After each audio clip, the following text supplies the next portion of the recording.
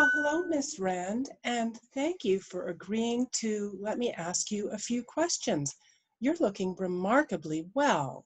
Before I answer any questions, I have one of my own. Who the hell do you think you are?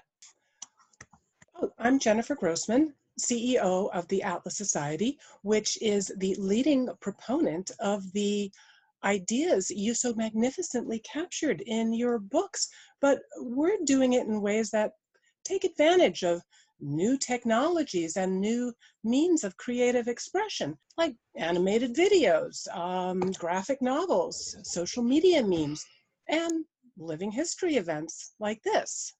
That's exactly what I mean. Who gave you permission to impersonate me?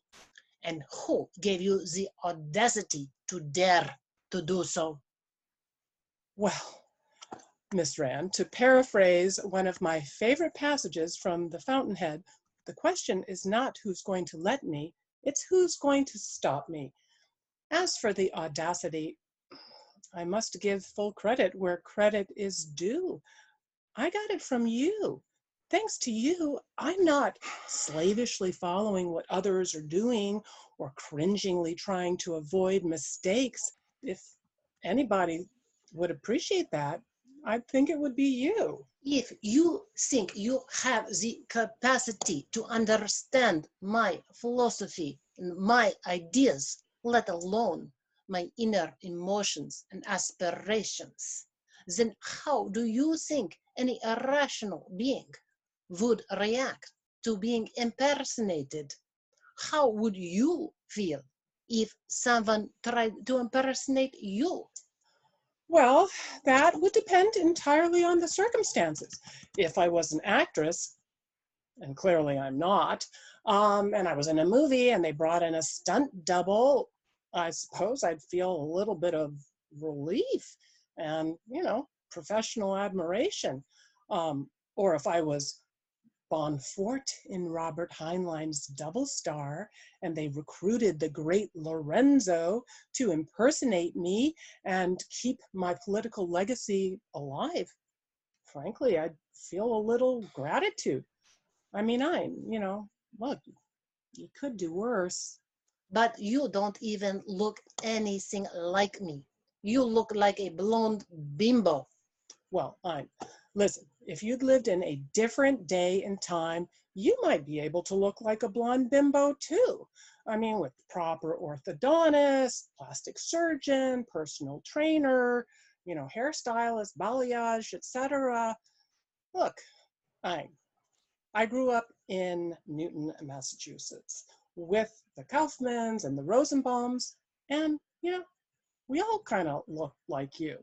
Now we can look a little bit closer to what we want to look like. And in fact, with continued innovations again, all made possible by capitalism, the possibilities are endless. Look, look for yourself. Do you remember her? How's that for a blonde bimbo? What about her? Now you are talking. Of course, I remember both of those women, and neither were blonde bimbos. They were both very sensitive, very intelligent, and clearly extraordinarily beautiful women. Why could you not have hired them? Believe me, if I could have gotten a professional to do this job, I would have. But unfortunately, they were not available. So, I had to make two. And you never know, given the accelerated pace of innovation in artificial intelligence and virtual reality, someday in the not too distant future, we may be able to come up with something a little bit more to your liking. But in the meantime, why don't you tell me a little bit about what it was about these two women that resonated with you? Because growing up, they also resonated deeply with me. I wrote a tribute to Marilyn Monroe that appeared in the Los Angeles Times in 1962, in which I described how she triumphed over a very difficult childhood in foster homes and her rise, despite these difficulties, to fame.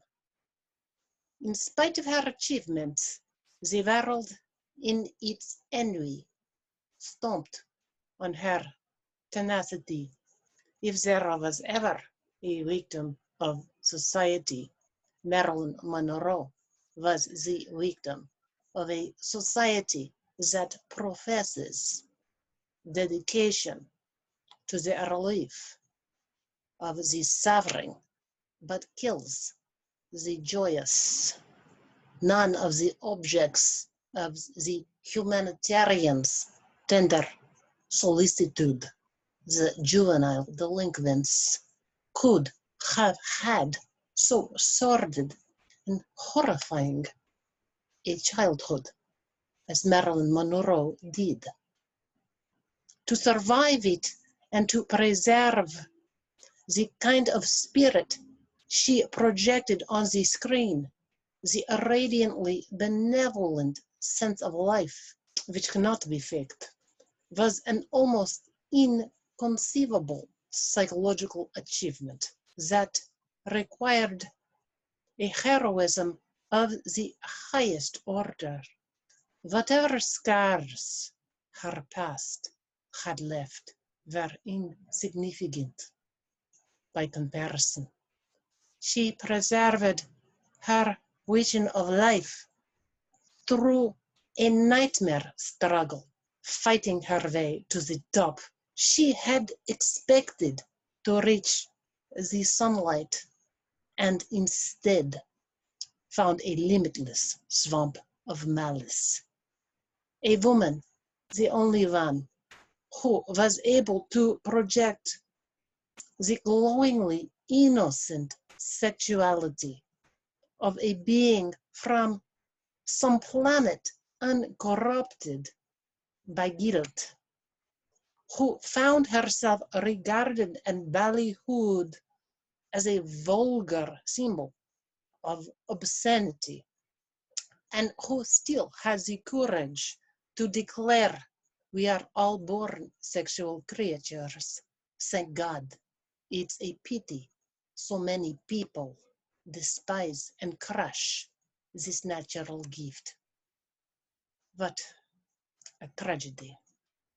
If I recall correctly, you wrote about Monroe as a kitten, not a sex kitten to be objectified and used, but a playful spirit offering a gift. Yes, yes, I did.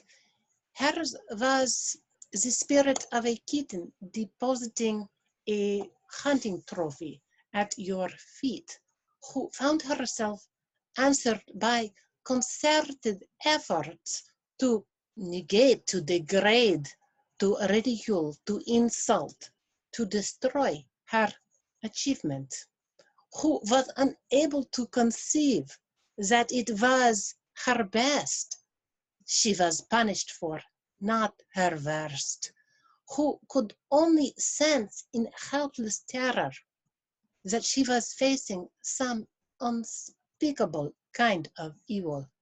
How long do you think a human being could stand it? Where would a sinking spirit find a relief from it, of a cultural atmosphere that is made by all those who share it? Anyone who has ever felt resentment toward the good for being good and given voice to it is the murderer of Marilyn Monroe. Well, Ms. Rand, I completely agree with you. In addition to sharing your opinion of Marilyn Monroe, I understand that we also share a favorite TV story. Is it true that you never missed an episode of Charlie's Angels? Because growing up, neither did I. What was it about Charlie's Angels that intrigued you? And what was it about the star, Farrah Fawcett, that intrigued you? Certainly not that you two shared a birthday. No, of course not. I reached out to Farrah Fawcett in the late 1970s, I sent her a copy of Atlas Shrugged. I was thinking she would be perfect to play Dagny Taggart in a movie version of the book. I loved Charlie's Angels, not only because it was uniquely American, but in contrast to so much that was on television at the time that was cynical and pathetic, it was the only show to truly capture romanticism. It intentionally depicted the world not as it was, but as it should be. These beautiful heroines doing spectacular things.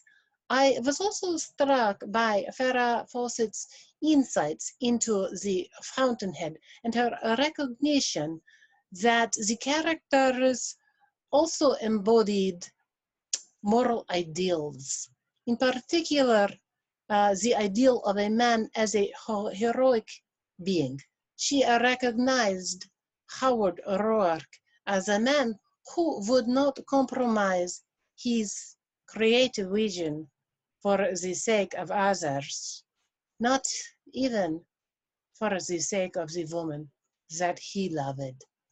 Well, you are the woman I love, and I have a creative vision about how to bring your philosophy and your literature to new audiences. And I'm not going to compromise it just because you might get annoyed, or other people might find it as sacrilegious as depicting Muhammad. I'm certainly no Ayn Rand, much less my feminine ideals of Farrah Fawcett and Marilyn Monroe. But I am a student of objectivism, and my hope is that in having this debate today, I may have the opportunity to serve your rational self-interest and develop a trading relationship with you and others who find tremendous value in your ideas. Well, at least we can agree on the facts that you are no Ayn Rand. And while you may be misguided and possibly even mentally disturbed, you do have the courage of your convictions, and for that you have my grudging consideration. I still don't like you and maintain that you are a little bit, more than a little bit, ridiculous. But I will remain willing to talk to you. After all, it's the quarantine.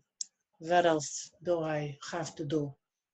Well, that's very generous of you, Miss Rand. And in return, I promise to always be respectful of your great genius and approach my work not just with courage and creativity, but an awareness of my own limitations and a sense of profound indebtedness to how much you have enriched my life. Thank you very much. You're welcome.